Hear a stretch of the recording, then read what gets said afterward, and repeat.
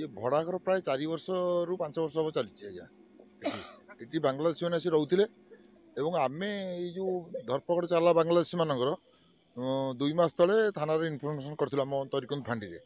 जहाँ मसे तले ये रेड होता गोटे थर तापर घर मालिक को इनफर्मेशन होता जे रेड चलता समय तुम क्या छाड़ा जीवन कहीं इनक्वारी सरला तुम जहाँ छाड़ किंतु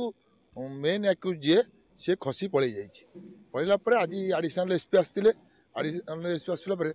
से महिला 2 जन थे सी मिसबिहेव कले मिसबिहेव कर हाँ आटाक कर आंपुड़ी कर बंदूक काढ़ी देखते तो आसी रेड चली बर्तमान नहीं जो घर हो सरकारी जगह आज्ञा